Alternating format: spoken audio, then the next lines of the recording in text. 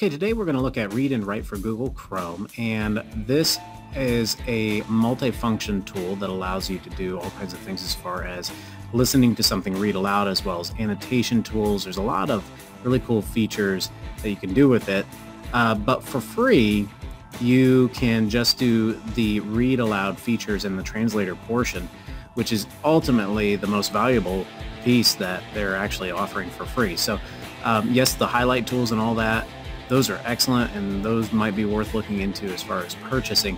But as far as what they offer for free, the read aloud feature is extremely useful for teachers. So what I'm going to do here is I'm going to go ahead and add it to my Chrome here, just to give you an idea of what it does. I'm not going to go over the annotation tools. I'm just going to focus on the read and write portion here. So let's say I go to a website. I'll go ahead and load this website now that I've added Read and Write for Google.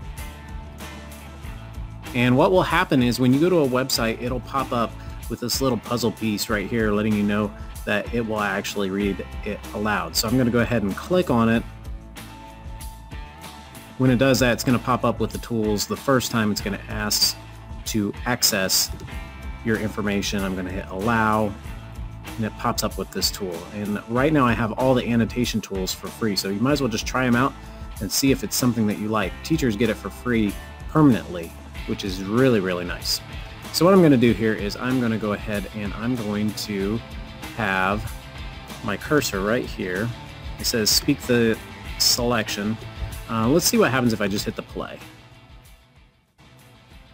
At MSD of Steuben County Schools, the elementary teachers are going through quite a transition as 3rd through 5th grade teachers are moving from iPad. So as you can see, it reads the website aloud. I can pause it whenever I want to. And you can also include this thing called hover speech, which is really nice because what it'll do is it will hover over sentences. I often get questions about tools that work on the iPad and compatibility on the Chromebook. And as you can see, it can't pronounce Chromebook very well. It says Chromebook. That's okay. So there are some errors here and there. It's not going to do it perfectly. However, it does a really good job of reading through websites in a nice, smooth tone. So that's the feature that you can use as far as on websites. Okay, so now let's take a look at Read and Write for Google in Google Drive with a document. So I'm going to go ahead and open this document. And if you send the students a document with directions, or maybe it has a whole project or lesson, or maybe you have text that you copied and pasted into a document, what will happen is when the students start, it'll actually pop down with their Read and Write for Google. But they can always access this with this toolbar that pops down at any time. Okay, so how this is handy is they can have their cursor wherever on whatever sentence they want to start with, and they can have the text read aloud. This is a great document to test on.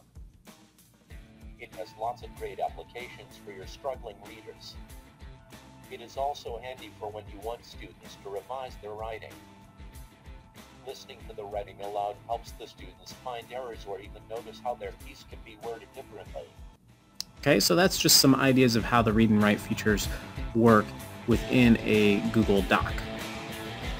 Now the same goes for a PDF file. If a student has a PDF file and it's in Google Drive, you can still use this tool to have it read the PDF file aloud. Let's take a look at some of the settings.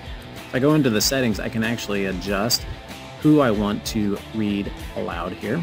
So I'm going to go ahead and just use Samantha here so that way you can hear it differently. You can also change the pace, and you can also set it to be continuous reading. If you want to translate, you can use it as a translation as well. So let's see how this works. This is a great document to test on. It has lots of great So if you prefer some changes as far as the pacing, as far as the actual sound of the person's voice, you can adjust those settings. This is a great document to test on.